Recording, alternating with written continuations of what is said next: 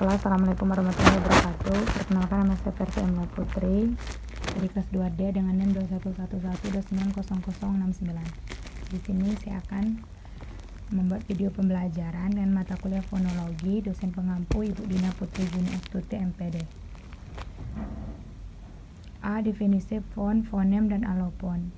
Fon adalah bunyi bahasa yang terdiri atas bunyi vokal atau bunyi konsonan, simbol atau lambang bunyi bahasa dalam huruf.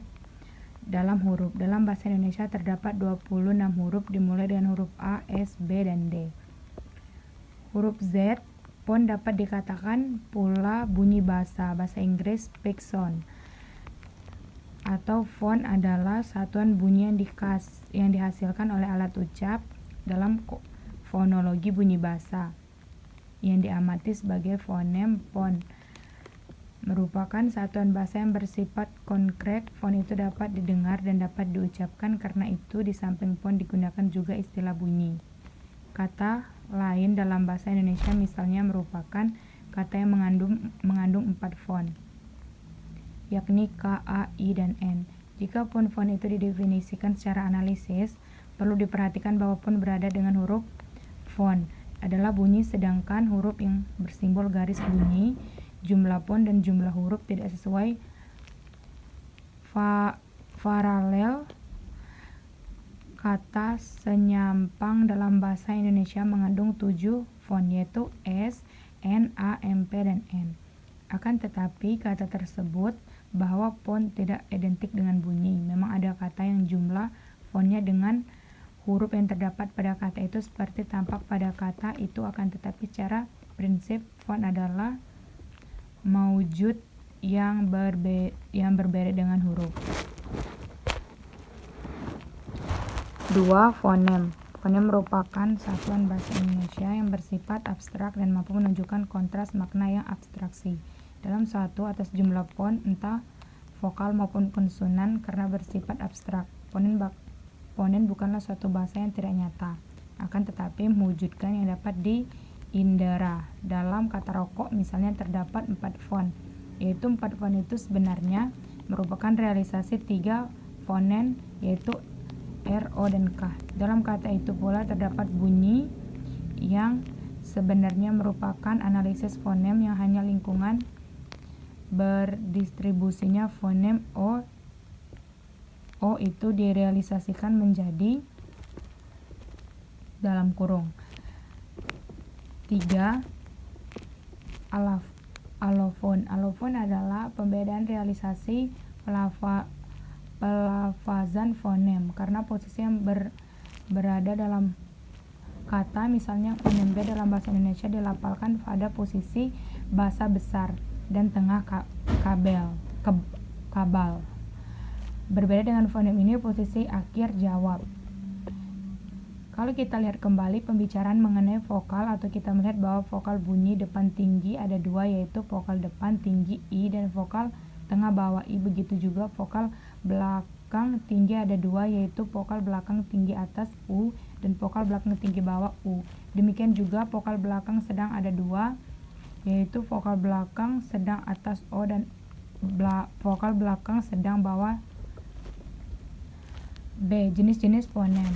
Jenis-jenis fonem adalah fonem secara garis besar terbagi vokal dan konsonan. Selain itu juga terdapat diftong dan kluster. Agar lebih jelas, simak penjelasan berikut. Vokal adalah bunyi bahasa yang dihasilkan oleh suara tanpa menghambat. Vokal merupakan bunyi yang sonoritasnya nyaring. Tinggi vokal menurut Kamus Besar Bahasa Indonesia KBBI memiliki beberapa pengertian dalam hal ini. Yang dimaksud dengan vokal adalah bunyi bahasa yang dihasilkan oleh arus udara atau paru-paru melalui suara dan penyempitan pada saluran suara di atas glotis. Suatu fonologis yang diwujudkan dalam lafal tanpa pergeseran seperti A, I, U, E, O. Vokal dibagi menjadi 2, yaitu vokal tunggal monotong yang meliputi A, I, U, E, O, dan vokal rangkap diftong yang meliputi ai, au, oi. Vokal dapat dibedakan berdasarkan tinggi rendahnya lidah, bagian lidah yang bergerak, struktur, dan bentuk bibir. Baiklah, selanjutnya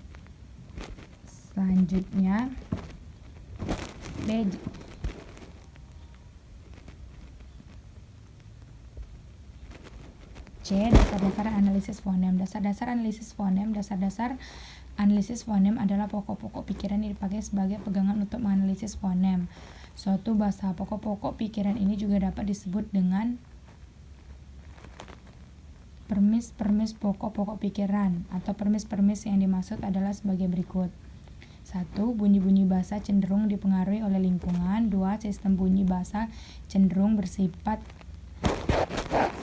simetris. 3. Bunyi-bunyi bahasa cenderung berfluktuasi. 4. Bunyi-bunyi yang mempunyai kesamaan fonetis digolongkan tidak berkontras apabila berdistribusi komplementer dan atau bervariasi bebas. 5. Bunyi-bunyi yang mempunyai kesamaan fonetis digolongkan ke dalam fonem apabila berotras dalam lingkungan yang sama atau mirip. D. Analisis fonem bahasa Indonesia. Bahasa Indonesia, sistem bahasa lambang bunyi yang arbiter yang digunakan oleh anggota suatu masyarakat untuk bekerja sama, berinteraksi, dan mengidentifikasi diri. Selanjutnya dimaksud dengan bunyi pada bahasa atau termasuk lambang bahasa adalah bunyi-bunyi yang dihasilkan oleh alat ucap manusia. Pendidikan tentang bahasa memang perlu ditingkatkan karena bahasa menunjukkan suatu bahasa. Bahasa Indonesia merupakan bahasa nasional yang merupakan percampuran antara bahasa asing dan bahasa daerah. Pembelajaran tentang bahasa Indonesia di suatu perguruan tinggi tidak luput pula mempelajari bahasa Indonesia yang ada digunakan dalam berbagai bahasa, meliputi bahasa para ahli linguis. Dengan hal ini kami bermaksud meneliti bahasa daerah yang berasal dari daerah Sulawesi Utara, yakni bahasa Manganitu, lebih sebagai bahan untuk menganalisis fonem-fonem bahasa tersebut. Baiklah, sekian yang dapat saya sampaikan. Saya akhiri, wassalamualaikum warahmatullahi wabarakatuh.